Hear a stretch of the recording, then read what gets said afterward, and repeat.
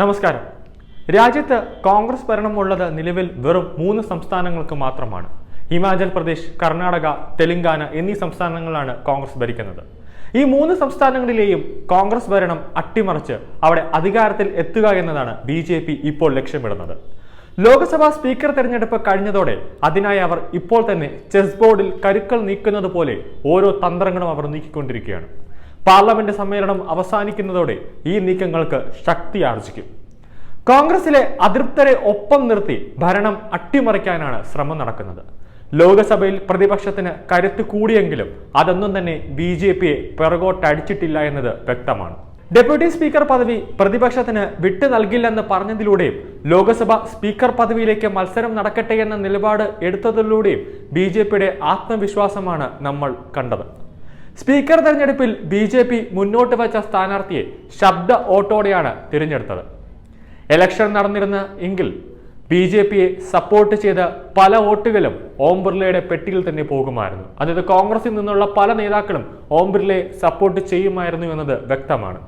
കൂടെ നിൽക്കുന്നവരെ വിശ്വസിക്കാൻ പറ്റില്ല എന്ന ഉത്തമ ബോധ്യമുള്ളത് കൊണ്ടാണ് കോൺഗ്രസ് ആ ഒരു സാഹസത്തിന് തയ്യാറാവാത്തത്. സ്പീക്കർ സ്ഥാനാർത്ഥിയെ കോൺഗ്രസ് ഏകപക്ഷീയമായി പ്രഖ്യാപിച്ചത് ഇന്ത്യ സഖ്യത്തിലെ പ്രമുഖ പാർട്ടികൾക്കിടയിൽ ശക്തമായ എതിർപ്പിന് കാരണമായി എന്നതും നമ്മൾ കണ്ടതാണ്. ഇതും BJPയുടെ ആത്മവിശ്വാസം വർദ്ധിച്ചത് ചെറുതല്ല. നിലവിൽ 300-ൽ പരം അംഗങ്ങളുടെ പിന്തുണ മോദി സർക്കാരിന് നിലവിലുണ്ട്. JDUവും TDPയും മുന്നണി വിട്ടുപോയാൽ പോലും സർക്കാരിന് അല്ലെങ്കിൽ അഥവാ നരേന്ദ്രമോദി സർക്കാരിന് ഒരു ഭീഷണി അല്ല എന്നത് വ്യക്തമാണ്. കാരണം 3ാം മോദി സർക്കാർ അധികാരമേൽക്കുന്നതിന് മുമ്പേ തന്നെ അവർ അതിനുവേണ്ട എല്ലാ തയ്യാറെടുപ്പുകളും നടത്തി കഴിഞ്ഞു എന്നത് വ്യക്തമാണ്.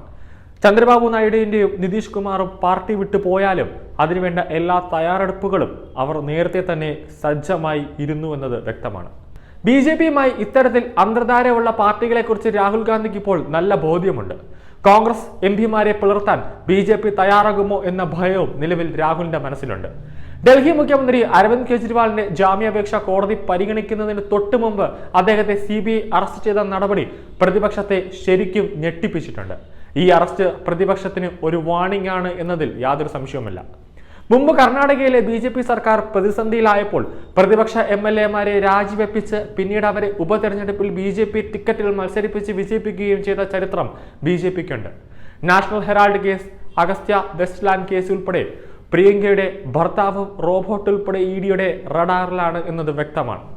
ഏത് നിമിഷവും കോൺഗ്രസിന്റെ ആസ്ഥാനത്തേക്ക് കേന്ദ്ര ഏജൻസികൾ എത്തും, അല്ലെങ്കിൽ ഒരു അറസ്റ്റ് പ്രതീക്ഷിക്കാം. അത് നമുക്ക് തള്ളിക്കളയാനാകില്ല. സ്പീക്കർ സ്ഥാനം വേണമെന്ന് ആവശ്യപ്പെട്ട് TDP ഈ നീക്കത്തിന് പിന്മാറിയതും BJPയുടെ മാറിയ ഈ മുഖഭാവം കണ്ടിട്ടാണ്. കേന്ദ്ര ഏജൻസികൾ പിടിമുറിക്കാൽ ഈ 2 പാർട്ടികൾക്കും ഉണ്ടാകുന്ന നഷ്ടം വളരെ വലുതാണ്. ആന്ധ്രയിലെ പ്രധാന പ്രതിപക്ഷ പാർട്ടിയായ YRS കോൺഗ്രസിന് ലോക്സഭയിൽ 4 പേരും രാജ്യസഭയിൽ 11 പേരുമുണ്ട്. TDP മോദിയെ കൈവിട്ടാൽ മോദിക്ക് ആദ്യം കൈകൊടുക്കാൻ പോകുന്നത് YRS കോൺഗ്രസ് ആയിരിക്കും. ഇത് ആന്ധ്ര മുഖ്യമന്ത്രി ചന്ദ്രബാബു നായിഡുവിന് നല്ല പോലെ അറിയാം.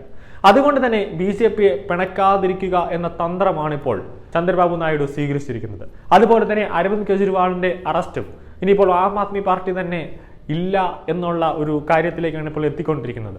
അതുകൊണ്ട് തന്നെയാണ് ഇനി നടക്കാൻ പോകുന്ന ഡൽഹി നിയമസഭാ ഇലക്ഷനിലും കൂടുതൽ ആം ആദ്മി പാർട്ടി നേതാക്കൾ BJPയിലേക്ക് വരാനുള്ള സാധ്യത കൂടുതലാണ്. അപ്പോൾ അങ്ങനെ വരുമ്പോഴും ഒരു അംഗബലം BJPക്ക് കൂടിക്കൊണ്ട് തന്നെയിരിക്കും. അപ്പോൾ അങ്ങനെ വരുമ്പോൾ BJPക്ക് എളുപ്പത്തിൽ ഓപ്പറേഷൻ താമര കോൺഗ്രസിൽ നിന്നും കർണാടകയിൽ നിന്നും ചാക്കിട്ട് പിടിക്കുമ്പോൾ, അല്ലെങ്കിൽ കോൺഗ്രസിൽ നിന്നും കുറേ പേര് ഇപ്പോൾ രാജിവെച്ച് BJPയിലേക്ക് വരുമ്പോൾ ഒരു ഓപ്പറേഷൻ താമര BJPക്ക് ഏറ്റവും കൂടുതൽ എളുപ്പം തന്നെയാകും. അതിലേക്ക് BJPക്ക് വലിയ തോതിൽ ഒരു വർക്ക് അല്ലെങ്കിൽ ഒരു ഹോംവർക്ക് ചെയ്യേണ്ട ഒരു ആവശ്യം BJPക്ക് വരില്ല എന്നത് വ്യക്തമാണ്.